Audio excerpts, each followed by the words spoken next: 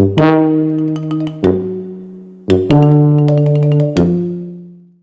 nama saya Nabila. Di sini saya akan menjelaskan terkait dengan epidemiologi dari kolera.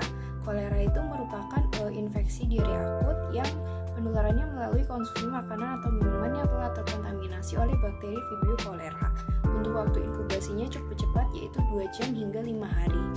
Kolera sendiri ini tuh merupakan masalah kesehatan di negara-negara berkembang di mana wabahnya itu terjadi sesuai pola-pola musiman dan biasanya dikaitkan dengan sanitasi yang buruk dan kemiskinan. Untuk setiap tahunnya itu kasus kolera itu terus meningkat berdasarkan data-data WHO. Hingga saat ini pandemi kolera ke-7 itu masih berlangsung dan pada masa ini itu banyak negara-negara itu bertransisi menjadi negara endemi kolera. Selanjutnya saya akan menjelaskan terkait dengan morfologi dari Vibrio cholerae. Vibrio cholerae itu merupakan bakteri gram negatif di mana tidak dapat menghasilkan spora serta memiliki bentuk bengkok atau seperti koma. Bakteri ini dapat bergerak menggunakan flagellanya dan memiliki panjang sekitar 1 hingga 3 mikrometer dengan diameternya 0,5 hingga 0,8 mikrometer. Bakteri ini itu merupakan bakteri aerobik atau anaerobik fakultatif, serta dalam biakan yang lama, bakteri ini tuh dapat berubah bentuk yang tadinya seperti koma akan berubah bentuk menjadi bakteri batang yang lurus. Saya Arina dan saya akan menerangkan tentang pengkulturan Vibrio cholerae. Terdapat 2 cara untuk mengkultur Vibrio cholerae. Yang pertama itu dengan menggunakan rutin agar media seperti BAP, yaitu blood agar plate, dan juga Medconsci agar. Suhu optimal untuk mengkultur Vibrio cholerae pada rutin agar media ini adalah pada 37 derajat Celcius. Di blood agar plate, Vibrio cholerae akan memproduksi beta hemolytic colonies, dan di Medconsci agar, Vibrio cholerae akan memproduksi non-lactase fermenting colonies. Cara kedua itu adalah dengan menggunakan selective agar media, yaitu dengan menggunakan TCBS agar dan juga enrichment broth. TCBS agar atau nama panjangnya yaitu thiosulfate citrate bile salt sucrose agar dan enrichment broth dapat digunakan untuk mengkultur Vibrio cholerae, khususnya jika kita menggunakan spesimen yang kompleks seperti feses. TCBS agar dapat digunakan untuk membedakan spesies Vibrus antara Vibrus cholerae dan spesies Vibrus yang lainnya, karena Vibrus cholerae akan memproduksi koloni berwarna kuning oleh karenakan terjadinya sucrose fermentation, dan spesies Vibrus yang lain akan memproduksi koloni hijau karena mereka merupakan non-sucrose fermenting Vibrus species. Nah, apabila kita mengkultur Vibrio cholerae, terdapat beberapa perkara yang kita harus ingat. Yang pertama itu, Vibrio cholerae akan tumbuh secara optimal pada pH yang tinggi, yaitu di antara 8,5 hingga 9,5, dan akan terbunuh apabila terkena asid. Yang kedua itu, pengumpulan dan inokulasi segera spesimen tinja ke media agar yang sesuai sangat penting untuk pemulihan optimal spesies Vibrus. Dan juga spesimen tinja yang diambil, misalnya nih kita gak mau mengkulturnya sekarang dan mau mengkulturnya nanti, kita harus mencampurkan spesimen fesis yang kita ambil tadi dengan Carrier Blair transport medium, dan juga harus ditaruh ke kulkas untuk di refrigeratekan. Sekian, terima kasih. Saya lanjutkan ke teman saya Mahendra. Baik, perkenalkan saya Mahendra. Saya akan melanjutkan pelajaran mengenai kultur karakteristik. Kultur karakteristik dibagi dua, rutin agar media dan selektif agar media. Yang pertama, blood agar plate atau BAP. Komposisinya terdiri dari agar nutrien, darah hewan yang biasanya darah sapi, darah domba. Dan kemudian di sini untuk mendeteksi hemolisis dari bakteri tersebut. Apakah darah ini digunakan untuk mendeteksi kemampuan bakteri untuk menghancurkan atau hemolisis darah merah.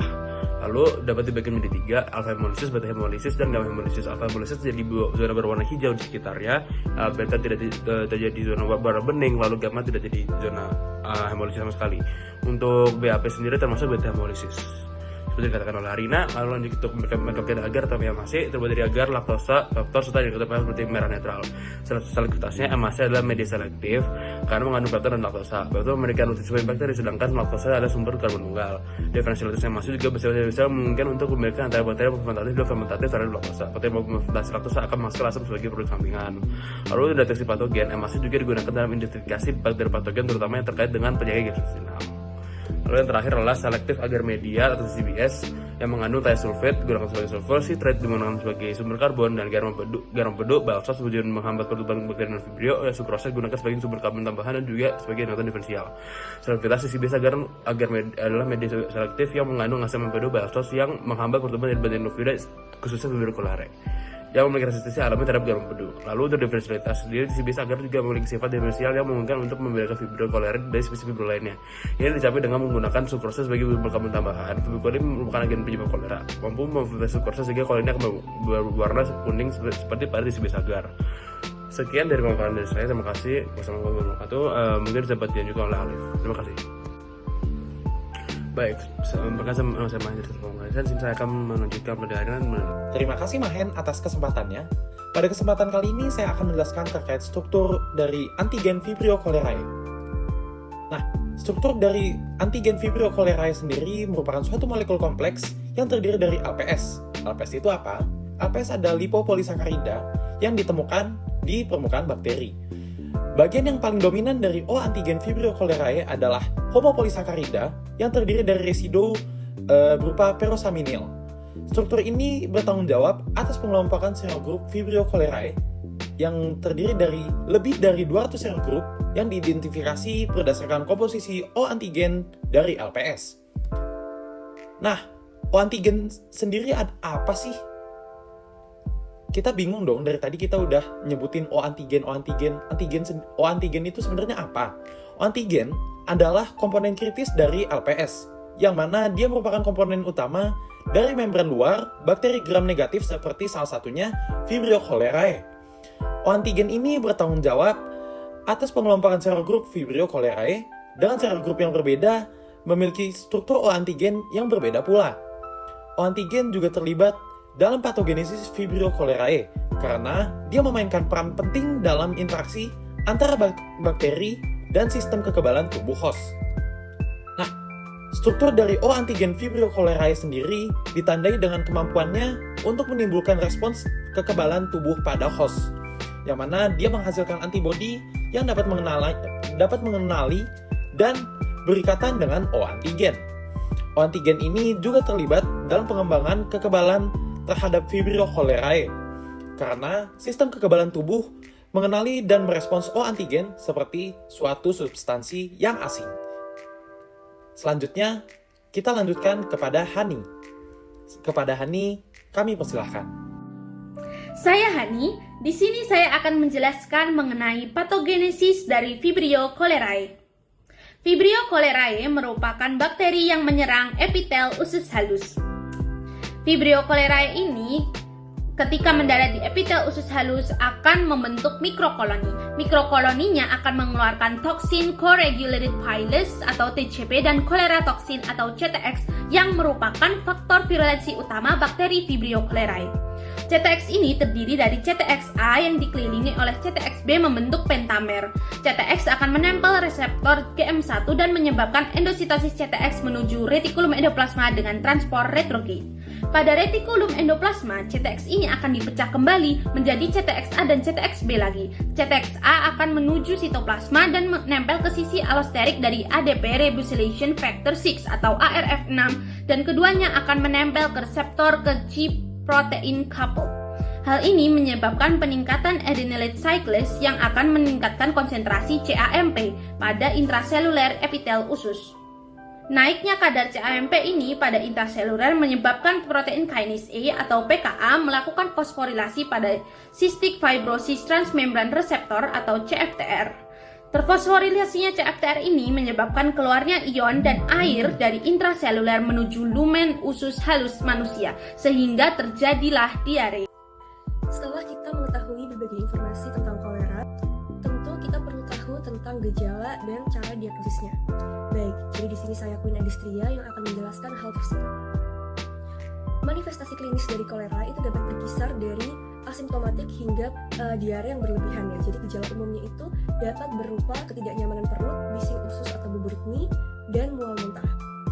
Nah, pada kasus yang parah itu dapat terjadi yang namanya hypovolemic shock, yang itu dapat disebabkan karena hilangnya cairan dan elektrolit dalam jumlah besar dan cepat. Selanjutnya, lebih detail mengenai hipovolemia, manifestasinya itu biasanya berupa mukosa mulut yang kering, lalu kulit dingin karena kulit yang tidak lembab ya, dan penurunan turgor pada kulit. Selain itu, pada penderita kolera itu biasanya ditemukan juga kelemahan dan kram otot secara umum. Dan kenapa ini terjadi? Karena berhubungan juga dengan kelainan elektrolitnya. Selanjutnya, diagnosis dari kolera ini dapat ditegakkan melalui kecurigaan klinis. Jadi, ini dapat dicurigai ketika karakteristik diarenya itu dalam jumlah yang besar dan berlebihan, dan juga adanya sejarah atau riwayat.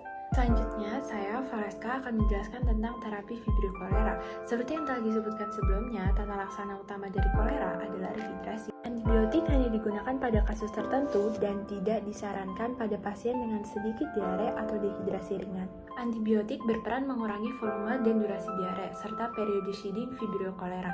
Terapi antibiotik direkomendasikan untuk pasien dengan gejala berat atau memiliki komorbiditas tanpa melihat status dehidrasinya. Indikasi terapi antibiotik pada pasien kolera dewasa adalah pasien kolera dengan dehidrasi berat, pasien dengan hyperging, pasien dengan kondisi hamil, dan pasien dengan komorbiditas. Pilihan antibiotik pada pasien dewasa dengan kolera. Antibiotik diberikan segera setelah pasien dapat mengonsumsi antibiotik oral. Antibiotik yang banyak direkomendasikan paduan klinis adalah dosis siklin dengan dosis tunggal sebesar 300 mg untuk pasien dewasa termasuk ibu hamil sebagai lini pertama. Lalu jika terdapat resistensi, pilihan antibiotik lainnya adalah azitromisin 1 gram dosis tunggal atau ciprofloxacin 1 gram dosis tunggal sebagai lini kedua. Lalu selanjutnya adalah pencegahan infeksi. Pasien dan keluarga perlu dididik tentang kebersihan diri, air mendidih, dan peningkatan sanitasi. Pembuangan limbah yang tepat dan memastikan air bersih untuk diminum.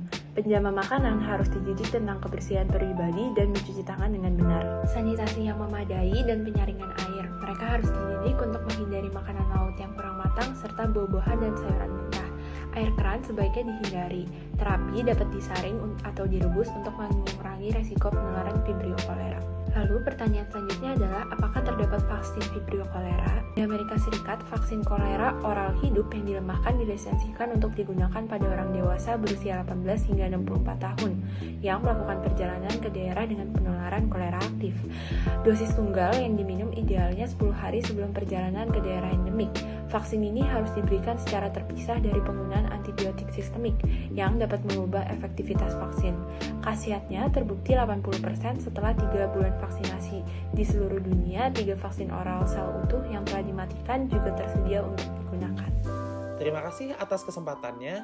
Terima kasih juga atas perhatiannya.